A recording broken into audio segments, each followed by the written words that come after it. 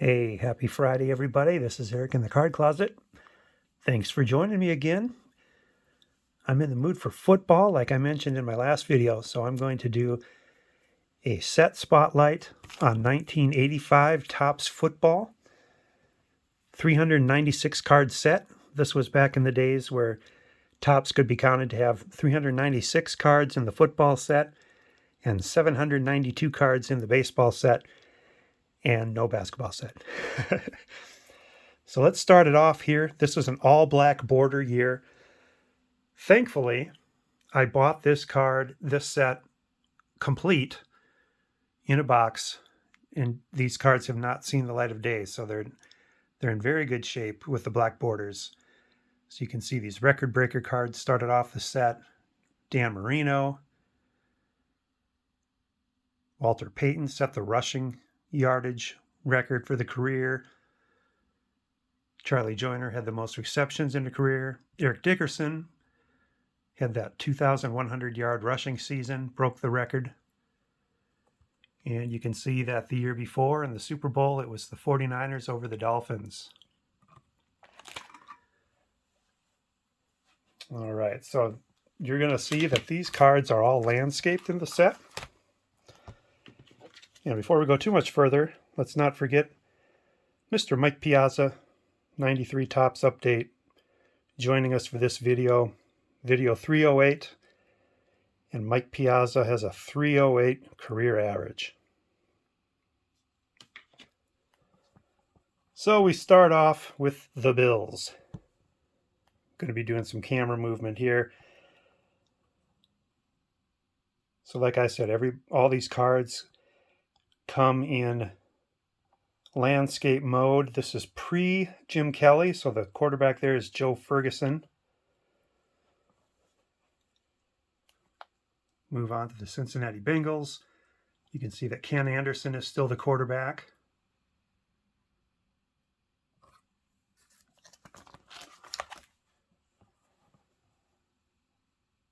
More Bengals, and then on to the Browns. Anthony Munoz. The All-Pro, instead of doing like a nice little banner or emblem or something, they just put it up here in yellow typing, Topps All-Pro. And it looks kind of boring, actually. More Browns. Joe DeLamielleure is a Hall of Famer here towards the end of his career. There's Ozzie Newsome was still playing in 85, as was Mike Pruitt. Then we get into the Broncos, and there's the second-year card of John Elway.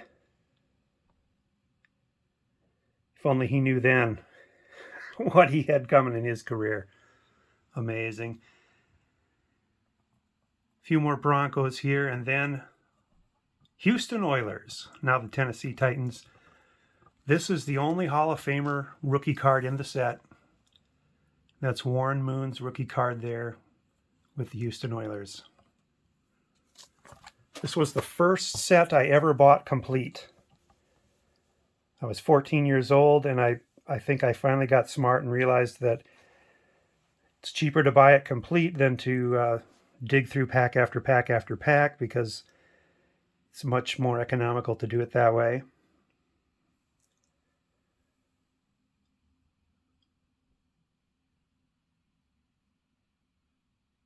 Indianapolis Colts. Move on to the Kansas City Chiefs.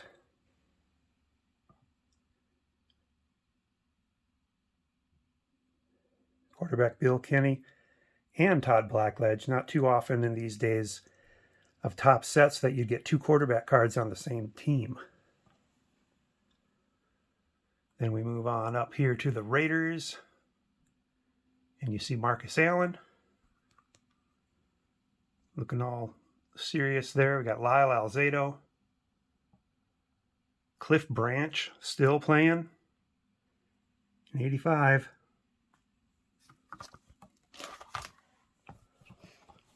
Hall of Famer Ray Guy, punter. Howie Long in the middle there, looking real young. Mike Haynes and Lester Hayes on the left there. They were quite the defensive backfield, and quarterback Jim Plunkett. Then we get to the Dolphins. And one of my favorite cards in the set is the Dan Marino. This is the year that he had all the yards, and it was the year that he went to his only Super Bowl. Well, the year prior, that's represented on the back of the card, was his only Super Bowl. But he had Mark Duper as one of his wide receivers. Mark Clayton was the other one there. Then we get up to New England Patriots. And again, we're still Tony Eason days here. So still several years away from Drew Bledsoe. Irving Fryer. Moving on to the New York Jets. We got Mark Gastineau there in the middle. Sack machine. So is Joe Klecko in the upper right.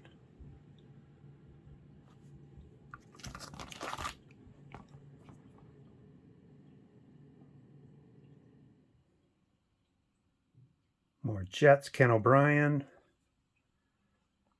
Here's my team, the Pittsburgh Steelers. Yeah, their quarterback was Mark Malone that year. I'd rather not think about that too much. Hall of Famer Jack Lambert was still playing. Louis Lips was the up-and-coming wide receiver for their team. Some Hall of Famers here. Donnie Shell just got in. Mike Webster was still playing. Hall of Fame center, John Stallworth. Then we get into the Chargers, and we are in the Air Coryell days here. So you got Charlie Joyner in the upper right. Wes Chandler, middle left. He was really starting to come up of his own there. And then, of course, legendary Dan Fouts, bottom middle.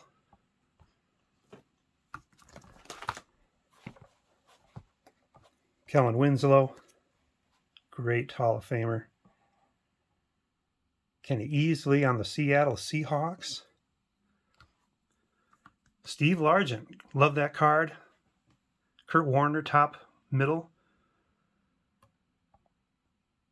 Then we get into the league leaders. The passing leaders were Marino and Montana.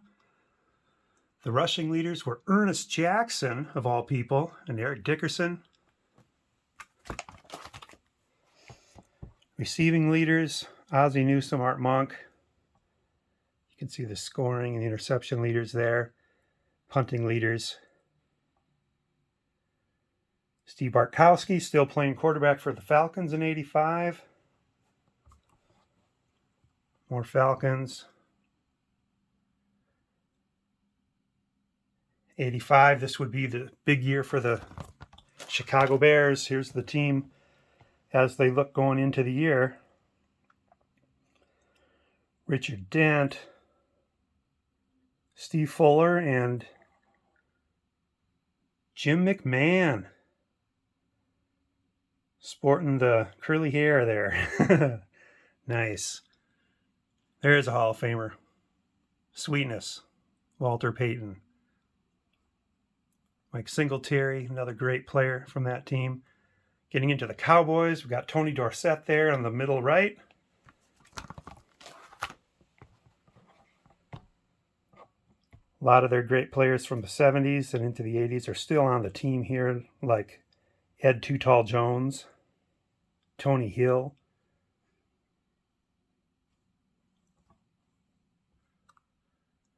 Danny White, quarterback and punter.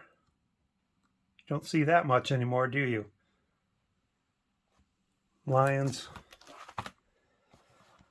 Not too much going for the Lions at this time. Billy Sims was a good running back. Kind of reminds me of that joke, how did they learn to count in Detroit? 0-1, 0-2, 0-3, 0-4.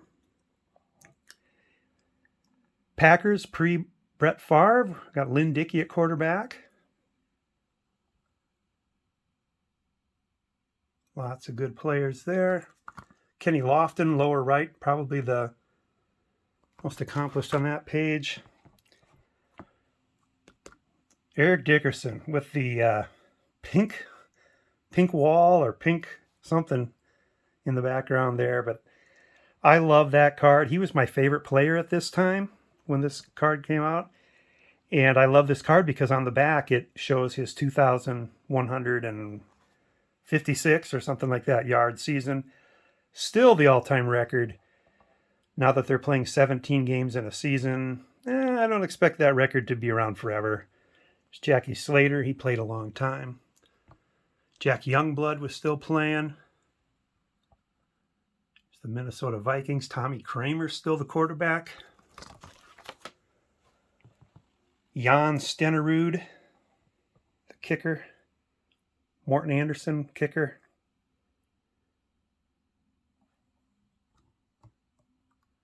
If you look real carefully at this one, you can see that it is autographed. I got Brian Hansen to autograph that for me. And he was in town. He went to college here in Sioux Falls. And he was back in town for a Fellowship of Christian Athletes event. And he signed about 5 cards for me. Sometime I'll get those out and show them. That was the year, his final year. So probably in the 90s sometime that he did that for me. Because he didn't have a team. And 2 weeks after the event, he got called up and played one more year for, I forget who it was. Maybe the Redskins. Here's the Giants. They were super good in the 80s. Ali Hajijic. That's a name to remember. Another card that I really love is Lawrence Taylor. Early Phil Simms card. Philadelphia Eagles.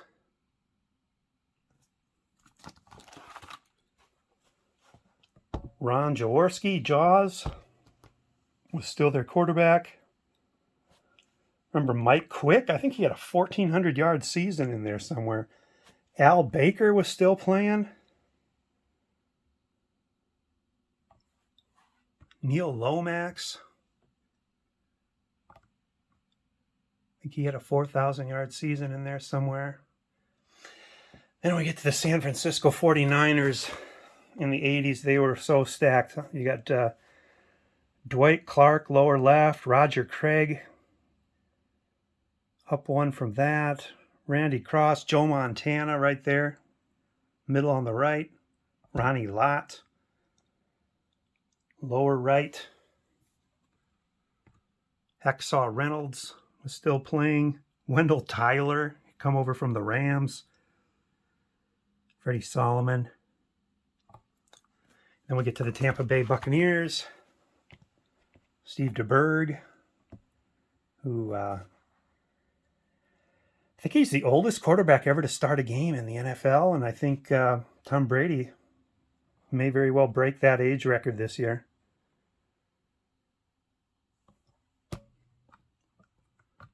Then we get to the Washington Redskins. Darryl Green, fastest man in the NFL for a while. Brooke Jacoby. Top right there, Art Monk. And last page, Mark Mosley. John Riggins. Joe Theismann. And then, of course, the checklist cards. And, of course, in my youth and inexperience, I checked them all off. Had to make sure everybody knew I had the whole set. So there you go. That's 1985. Topps football set. Hope you like that. You know, as a set as a whole, I like the black borders, I guess, because I don't have any ding corners or anything like that. If I was trying to get this set put together now, I don't think I'd like this black border at all. Would make it very, very tough. But I do like the look. The words, you know, the names they take up a lot of real estate. The last names take a lot of real estate on these cards. But the photos are mostly head and shoulder shots, which is a little bit not as exciting as it could be. But overall, it's a nice looking set, especially for the mid-'80s. I think they did a good job. So anyway, that's it. Take care, everybody. Have a great weekend. Hope you have Labor Day off. We'll talk to you again soon. Bye.